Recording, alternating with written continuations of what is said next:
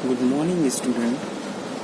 We are here in the online class of Class 8, Chapter 1, Part 1. So, this is your social studies book, and you have to purchase it because the homework and assignment will be given from this chapter and this book.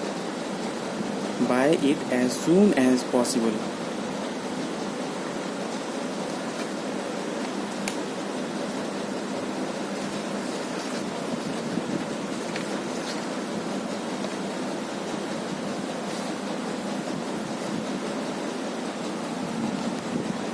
Our first chapter is history. When, where and how. First topic is meaning and nature of history. History is the study of changing pattern in society. History क्या है? एक changing pattern, कैसे society पहले थी, फिर धीरे धीरे वो चेंज होती गई और इस टाइम क्या है वो सोसाइटी का surrounding. The changes that occur over time constitute the essence of history. जो चेंज होता जा रहा है और जो हमारे नीड को फुलफिल कर रहा है, कॉन्स्टिट्यूट कर रहा है, वो क्या है? History. History is a record of people, place and event of the past arrangement. History हमारे एक रिकॉर्ड है जो कि किसी इंसान के बारे में, किसी जगह के बारे में या किसी ऐसा इवेंट जो हमारे पास्ट में हो चुका है, या जो ऐसा पर्सन जो हमारे पास्ट का है, या फिर ऐसा प्लेस जो पास्ट में उसकी कोई ना कोई इम्पोर्टेंस रही हो.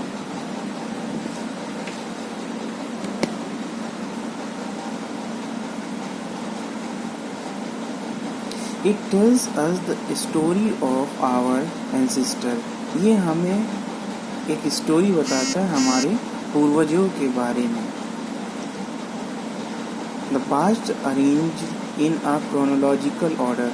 और जो हमारा पास्ट है वो एक ऐसे अरेंजमेंट में है. क्रोनोलॉजिकल ऑर्डर मतलब एक ऑर्डर बाय ऑर्डर, मतलब टाइम टू टाइम वो अपने आप को मेंटेन किया है. Their lifestyle, occupation, custom, language and culture, religious belief, social and political system, as well as their problem, aspirations and achievement. मतलब हमारे एंसेस्टर की लाइफ स्टाइल क्या थी, उनके ऑक्यूपेशन क्या था, कस्टम उनका क्या था, क्या रिलीजन था उनका, लैंग्वेजेस कौन सी यूज़ करते थे, कल्चर के बारे में उनके क्या रिलीजियस बिलीफ थे, मतलब धार्मिक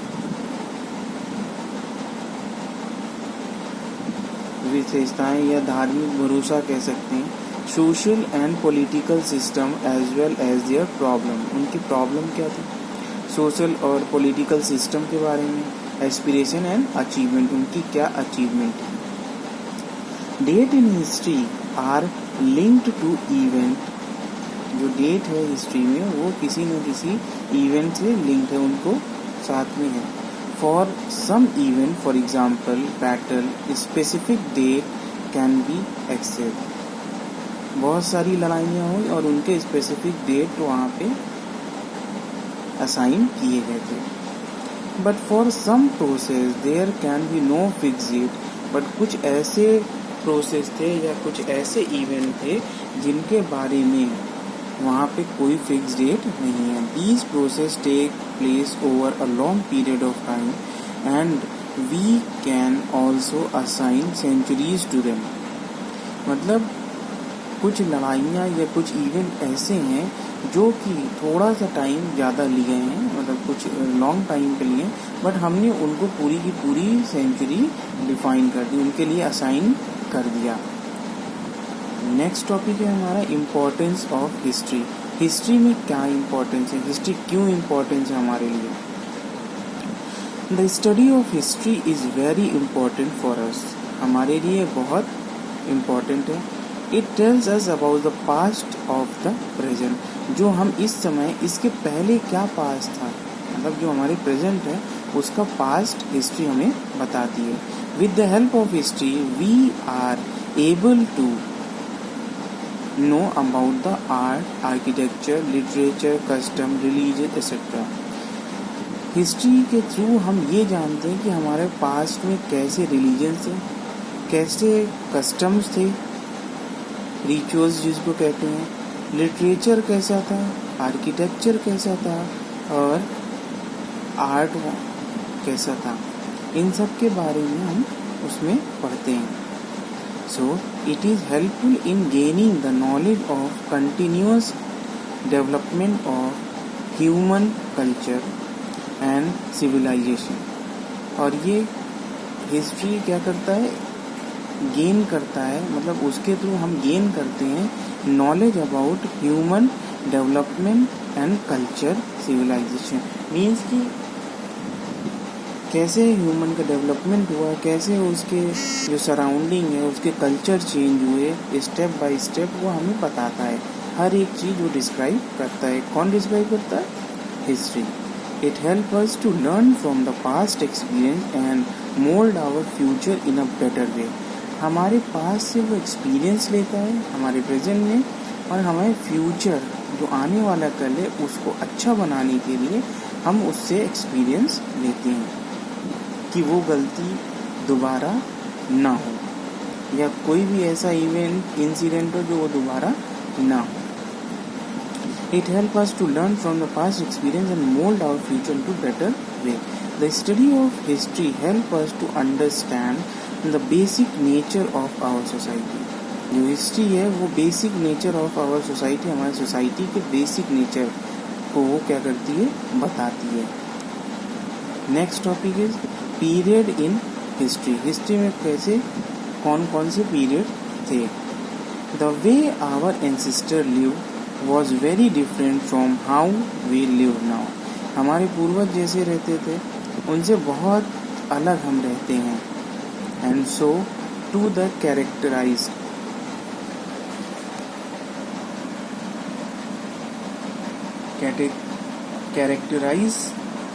these changes, historians have divided history into three periods: ancestor, medieval and modern period. मतलब कि हिस्ट्री को तीन पार्ट में बांट दिया गया है. पहले एंशिएंट हिस्ट्री, दूसरा मिडीवियल हिस्ट्री, थर्ड क्या है, मॉडर्न हिस्ट्री. एंशिएंट हिस्ट्री जो हमारा पास्ट था, मिडीवियल हिस्ट्री जो उसके बाद का था, मतलब जैसे प्रेजेंट टाइम है, और मॉडर्न हिस्ट्री जो इस टाइम है. तो periodized in history has changed over time. Period by period वो हिस्ट्री अपने आप को चेंज करता गया. We divide history into period on the basis of something which had a profound impact on way we live. History का period किस basis पे divide है, कुछ ऐसे इम्पैक्ट हमारी लाइफ पे पड़े जिसका मतलब बहुत ज़्यादा असर पड़ा, उसके थ्रू हमारा जो हिस्ट्री का पीरियड है वो उनको नाम दिया गया और वहाँ से उनको कैटेगराइज किया गया. For example, some historian says that change from the ancient to the medieval period occur with the arrival of Turk in India. जो एंशिएंट हिस्ट्री है वो मिडीवियल हिस्ट्री तब हुई, मतलब तब ट्रांसफॉर्म हुई है, उसको चेंज हुआ जब तुर्क यहाँ पे इंडिया में आए थे. The process of setting up an empire brought about profound changes in the way of life of people. Process of setting up an empire brought about profound change in the way of life of people. मतलब लोग वहाँ पे अपनी empire, अपना राज्य जमाने के लिए बहुत सारे चेंजेस किए, लड़ाइयाँ की और बहुत सारे वहाँ चेंजेस हुए, स्टेट में चेंजेस हुए, उनके रहन सहन में चेंजेस हुए. जब एक राजा दूसरे राजा को मार के दूसरा राज्य ले लेता था तो वहाँ पे वो अपने अकॉर्डिंग हर चीज़ चेंज करता था.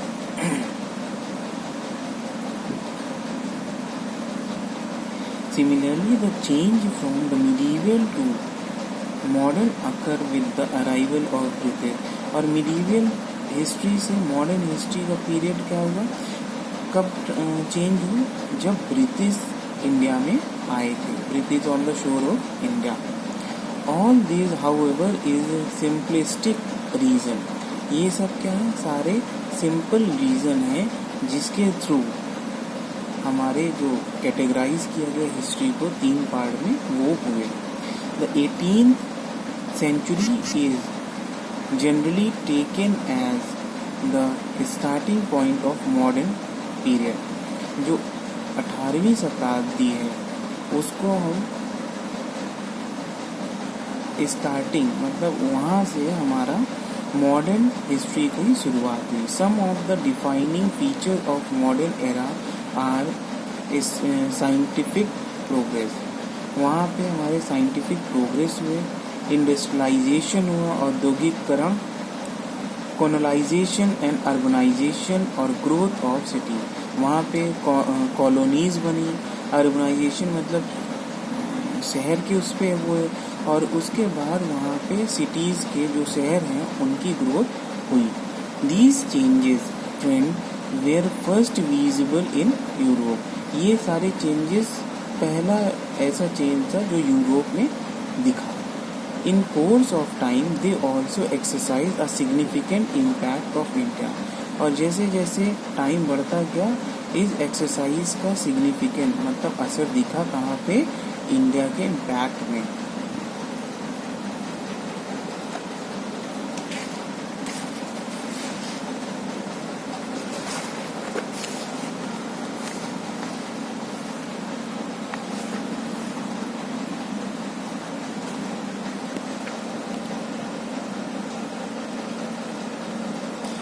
Now come to the next topic. Was the modern period really modern? क्या जो मॉडर्न पीरियड था वो वाकई में मॉडर्न था? Is the word modern an apt description of the British period in India? क्या वो वाकई उस टाइम ब्रिटिश ने हमारे इंडिया में आए थे? Can India be called modern in the true sense of term during the time of British? क्या इंडिया को हम मॉडर्न कह सकते हैं जिस टाइम पे ब्रिटिश हमारे इंडिया में आए थे, जिस टाइम पे ब्रिटिश हमारे इंडिया में आए थे? The British treated India as a colony, India को ब्रिटिश एक कॉलोनी की तरह मानते थे या उनको समझते थे। India did not witness the scientific and industrial changes in the period to the extent as Europe did, India ने कभी भी साइंटिस्ट और इंडस्ट्रियल चेंज अपने में उस पीरियड के टाइम में नहीं देखा जिस तरह यूरोप ने किया था।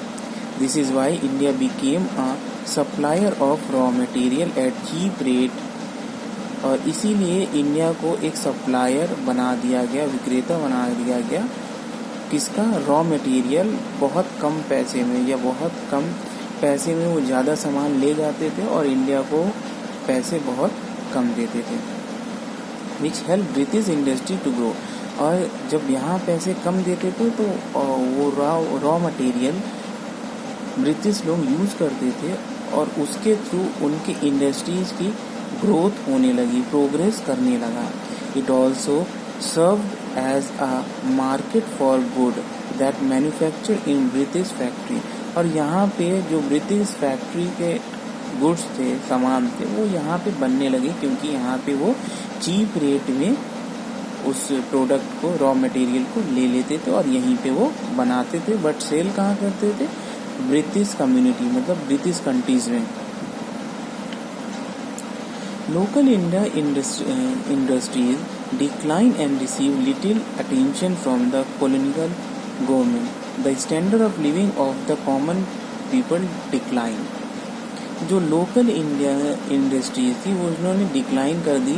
रिसीव लिटिल अटेंशन, वहाँ पे उनको कोई भी अटेंशन नहीं मिलता था, मतलब कि गवर्नमेंट उनकी तरफ नहीं देती थी। कौन government? British government. The standard of living of the common people decline, और जो हमारे रहन सहन की एक स्टैंडर्ड था वो क्या? गिरता गया। Therefore Indian historian refer to this period as a colonial period instead of modern period, और इसीलिए इंडियन हिस्टोरियन जो हैं, जो हिस्ट्री लिखते हैं, वो क्या इसको रिफ़र किए कॉलोनियल पीरियड, ना कि modern period.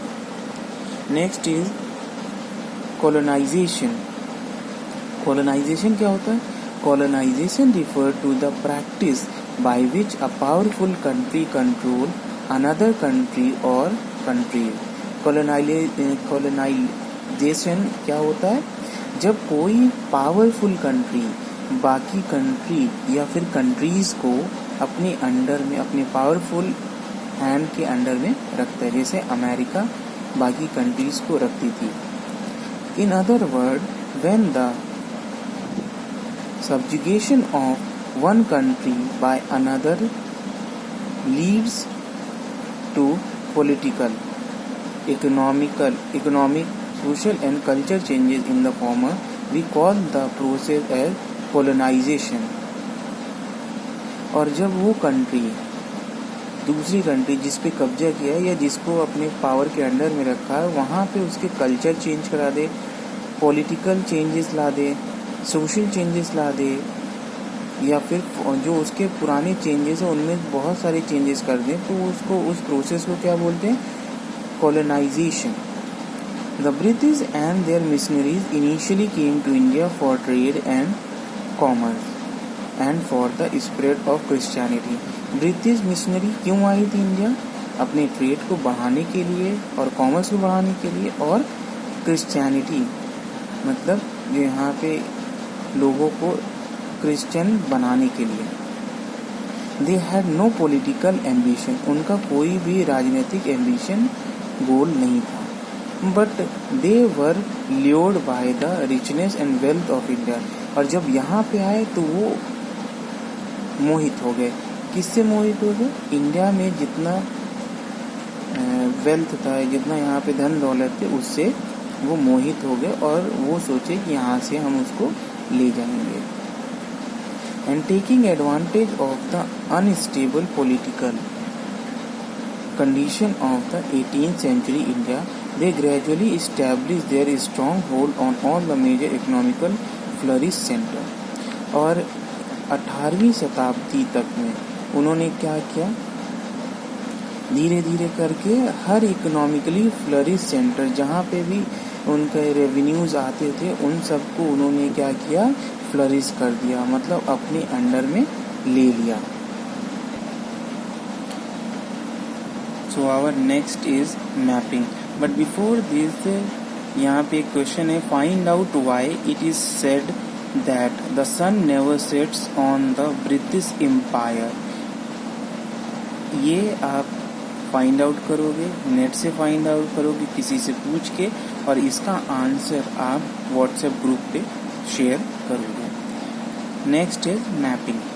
One of the biggest task facing the British ruler was to map the sub continent. एक उनके पास बहुत बड़ा टास्क था जो लोग फेस कर रहे थे, ब्रिटिश रूलर, कि सब कॉन्टिनेंट कैसे मैप करें, मतलब उनको एक मैपिंग में कैसे लाएं। They felt that need to conduct a survey which would help them to administer the country more effectively। ताकि वो इस मैपिंग इसलिए करना चाहते थे ताकि उनको ईजिली एडमिन कर, मतलब उस पर अपना कंट्रोल इफेक्टिवली, अपनी जो दूसरी कंट्रीज जहाँ पे वो जा रहे थे, जहाँ पे वो हक जमा रहे थे, उसको कंट्रोल कर सकें। This led to the Survey of India being set up in the Dehradun, और उसके बाद वहाँ पे देहरादून में उन्होंने इस चीज़ का सर्वे किया। The vast expense of India was served under the initiative of sir George Everest and William Lampton और सर जॉर्ज एवरेस्ट ने क्या किया था? इसको आगे बढ़ाया था, मतलब जो ये मैपिंग थी इनको आगे उन्होंने ही पूरा किया था। Elaborate survey map and topographical sheet was prepared showing the extent of the sub continent and the location of towns and city. और उन्होंने ही पूरे इस सर्वे को बनाया था टोपोग्राफिकल शीट पर वर प्रिपेयर्ड, जहाँ पे वो सब कॉन्टिनेंट के लोकेशन, टाउन्स और सिटी सारी चीज़ें शो की थी। जैसे हम गूगल मैप पे देखते हैं वैसे फर्स्ट टाइम वहाँ पे मैपिंग हुई थी। The geographical features like mountain, river etcetera and flora and fauna was carefully surveyed. हर एक चीज़, रोड, रिवर, माउंटेन, एक एक चीज़ वो वहाँ पे क्या किए थे, मैपिंग किए थे। Next topic is source of history. Clue and evidence on the basis of which we write history are known as source of history. Clue ऐसे सुराग या फिर एविडेंस, ऐसे कुछ चीज़ें जिनके बेसिस पे हम हिस्ट्री राइट मतलब लिखते हैं, उसको हम क्या बोलते हैं, source of history. Historian use different type of sources to learn about the past. Historian जो हिस्ट्री लिखते हैं वो बहुत सारे सोर्सेज के थ्रू अपने पास्ट को याद करते हैं, लिखते हैं या लर्न करते हैं। The East India Company maintain meticulous written record of all its dealing and जो ईस्ट इंडिया कंपनी थी वो अपने पुराने रिकॉर्ड जिसके थ्रू वो डील करती थी, सारे रिकॉर्ड वो क्या करती थी, रखती थी। So did the later official of British crown, जो अपने ब्रिटिश जो उनके राजा थे, मतलब जो हाई कमांड थे, उनके थ्रू। Here source material range from archival material in the form of document, order, bills, laws and act, a book and manuscript। ये डॉक्यूमेंट, ऑर्डर, बिल्स, इनके थ्रू लॉज बनाया, एक्ट ऑफ बुक और manuscript के through वो क्या करते थे, अपने रिकॉर्ड्स को मेंटेन करते थे और रखते थे ताकि वो फ्यूचर के लिए काम है। और हिस्टोरियन उसी को यूज़ करके, उसी को पढ़ के हिस्ट्री के मतलब ब्रिटिश इंडिया के बारे में जो हिस्ट्री में है उसके बारे में वो लिखते हैं। So our next topic is official record. British के official record. The Mughal introduce the culture of keeping official record. Mughal लोगों ने ऑफिशियल रिकॉर्ड रखने की परंपरा को क्या किया, यहाँ पे इंट्रोड्यूस किया। This was further and perfected by the British, जो कि बाद में ब्रिटिश लोगों ने उसको और परफेक्ट कर दिया। They got every instruction, plan, policy, treaty, agreement, decision and investigation etcetera pen down. मतलब वो जितने भी उनके पास इंस्ट्रक्शन होते थे, प्लान होते थे, पॉलिसीज़ जो होती थी, ट्रीटी मतलब समझौता जो होते थे, एग्रीमेंट के दस्तावेज एंड इन्वेस्टिगेशन, जिस किसी के बारे में इन्वेस्टिगेट करना, वो सब क्या करते थे, वो लोग लिख कर बाकायदा पूरा मेंटेन करते थे। It became easier to study, ponder and discuss matter in this way. और इससे उनको हेल्प मिलता था, उसके बारे में वो ईजिली पढ़ सकते थे, उसके बारे में डिस्कस कर सकते थे। As a result official letter, memos, voting and report were written frequently. और तुरंत वो क्या करते थे, वोटिंग हो गया, मेमोज हो गया, रिपोर्ट तुरंत वो लिख के रख लेते थे। In the early year of 19th century, these documents were copied out and beautifully written by calligraphists for record।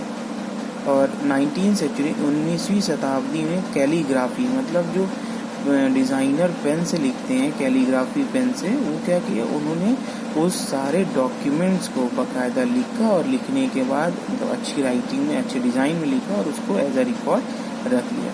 But with the spread of printing press in India by the middle of the 19th century, these document were printed in multiple copies. और फिर उसके बाद middle of मतलब कि 19th century के बीच में printing press का आविष्कार हुआ और फिर वहाँ पे लोगों ने उसको क्या किया, मल्टीपल कॉपीज़, कई सारी कॉपीज़ में उसको प्रिंट कर दिया।